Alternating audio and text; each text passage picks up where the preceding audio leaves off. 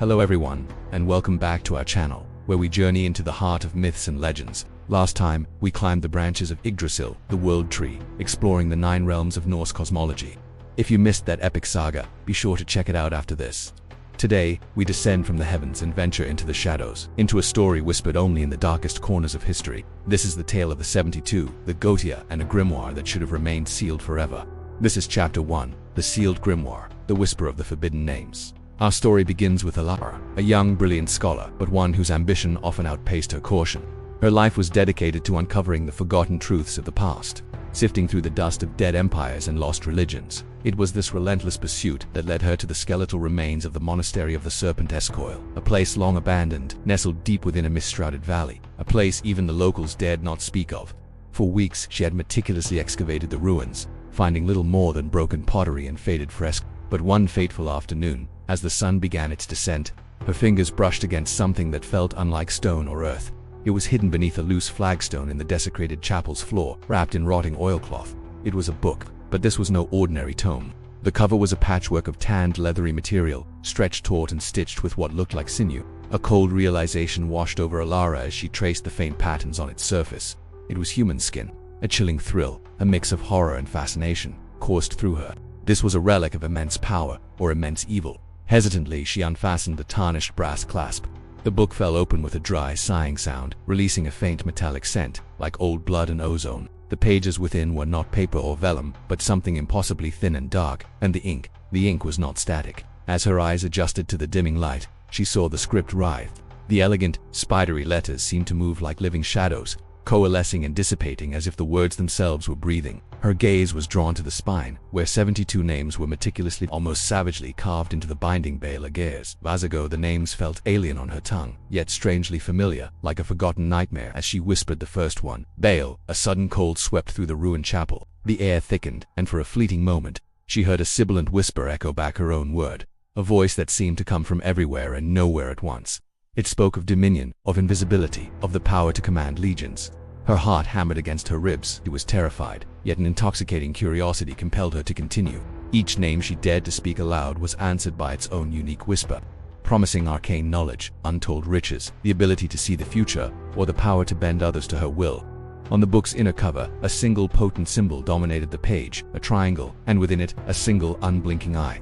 As she stared, the sigil began to glow, first a faint ember, then a deep, pulsating crimson that bathed her face in a hellish light. The eye seemed to stare directly into her soul, assessing her, judging her. Beneath the symbol, etched in a frantic, desperate hand, was a stark warning in archaic Latin, Qui haec nomina dis animum suam ligaci. Whoever speaks these names binds their soul.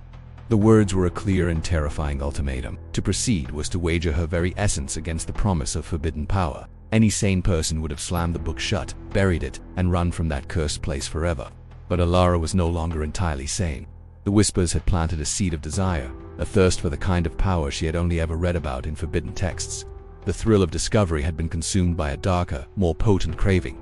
The grimoire wasn't just a discovery, it was a key. Days turned into nights, and Alara remained in the ruins, utterly consumed by the book. She ate little, slept less. The world outside the monastery walls faded into insignificance. Her only reality was the 72 names and the intoxicating promises they whispered.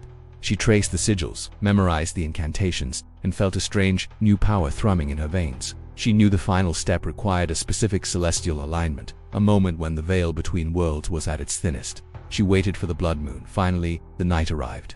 A monstrous scarlet moon hung in the sky, casting the ruins in an eerie, sanguine glow. The very air felt charged, humming with a palpable, ancient energy. Alara stood in the center of the chapel, the grimoire opened before her. As she prepared to speak the first evocation, a sudden, jarring call broke the silence. Perched atop a crumbling archway was a huge black crow, its feathers the color of polished obsidian, its eyes like chips of glittering jet. It tilted its head, and then, in a voice that was impossibly, unnervingly human, it spoke a single word. Fool. Alara froze, her blood turning to ice. But the lure of the grimoire was too strong. Ignoring the bird's preternatural warning, she drew a deep breath and began the ritual. She spoke the name, the true name, and the world buckled. The ground beneath her trembled, and the crimson moonlight intensified, coalescing into a shimmering gateway before her. The air ripped open with the sound of tearing fabric, and through the portal she saw not fire and brimstone, but a landscape of shifting shadows and impossible geometry. A force, ancient and powerful, reached out from the other side, not with malice, but with a cold, calculating curiosity. The first gate to the infernal realm was open. The crow watched in silence, its prophecy fulfilled. Ilara had taken her first step on a path from which there was no return. She had spoken the name, and her soul was now bound. The game had begun. What entity will be the first to answer her call, and what price will it demand for its forbidden knowledge? The story is far from over. Thank you for joining us on this descent into darkness. If you were captivated by this tale and want to uncover what happens next, be sure to hit that subscribe button and ring the bell so you don't miss a single chapter. Share this video with anyone who loves a good story rooted in ancient lore. Your support is what allows us to keep unearthing these incredible legends. Join us next time as we delve into Chapter 2, The Circle of Solomon, where we witness the awakening of the first seal. Until then, be careful what you whisper in the dark.